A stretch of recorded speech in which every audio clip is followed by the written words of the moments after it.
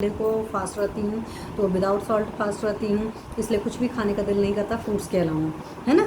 या आपको खाना मिले और उसमें बगैर नमक के मिले तो आप नहीं खा पाओगे। मेजॉरिटी लोग की बात कर सकती हूँ, मैं जनरली कर सकती हूँ, मुझसे तो बिल्कुल ही नहीं खाया जाएगा, ठीक है।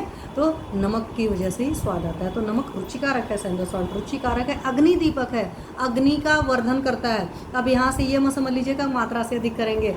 अति सर्वत्रम वर्जते, तो अति सर्वत्र वर्जते, तो मात्रा से अधिक कुछ नहीं करना। नमक को अलग से चाटना नहीं होता है, कुछ लोग चाटते हैं, इसलिए मुझे याद आ गया, सो मैं बता रही हूँ। तो रुचिकारक होता है, अग्नि दीपक होता है, पाचक होता है, आपकी पाचन क्षमता को भी बढ़ाता है, वातानुलोमक होता है, वात का अनुलोमन करता है। इसलिए आप देखते हो ना, बहुत सारे जितने चूरन चटनी बनाते हैं खाने पीने के लिए, उन सब में सॉल्ट पड़ा होता है। घर में भी आप कुछ इस तरह के फंकी उनकी बनाते हैं, जैसे मदर इन लॉ ने एक बार बोला घर में उसका मसाला बना था, कलौंजी का भरवा मसाला, उसका कुछ कंपोजिशन इधर उधर हो गया था।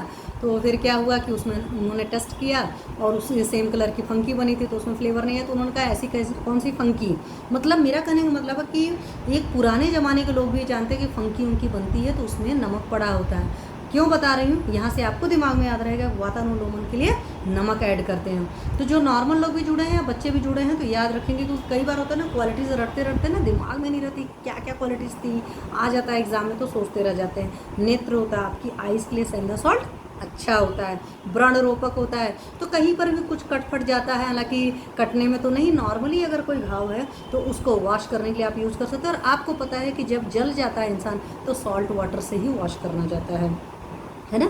हॉस्पिटल में उस तरीके से ही वॉश करते हैं और आप वॉश कर सकते हैं बड़े आराम से। वो तो हम लोग को लगता है कि लगेगा तो नहीं वॉश करेंगे, लेकिन अगर आप देखोगे ना, आपका डेटॉल उससे ज़्यादा लगता है। तो बहुत बढ़िया, आप ड्रेसिंग के लिए बहुत अच्छे से यूज़ कर सकते हैं। और ये हमारा शास्त्र करा व्रण रोपक भी है, व्रण शोधक भी है।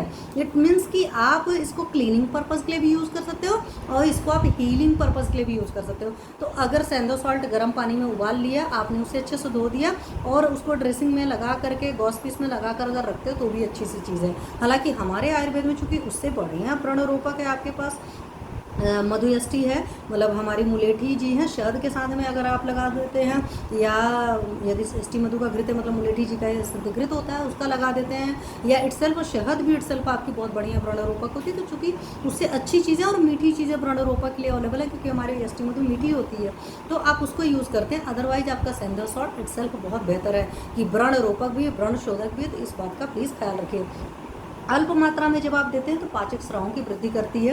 राकिब जी नमस्ते, ठीक है। लेकिन अधिक मात्रा में आप दे देंगे तो इरिटेशन कॉज करता है स्टमक में। तो कभी भी ज़्यादा नमक नहीं खाएंगे। जैसे मैं अपने सारे पेशेंट्स को, बहुत सारे जिनके अंदर भी होता है, भी वहाँ पर भी आगे बात करेंगे, तो बता रही हूँ नमक का कभी भी अति वर्जन मतलब सेवन नहीं करना है। अति जो है वर्जित है। तो अधिक मात्रा में इरिटेबल करेगा स्टमक को, वॉमिटिंग कॉज कर सकता है, लूज मोशन भी करा सकता है, ठीक है। तो इसी बात से याद आ रहा है तो मैं आपको बता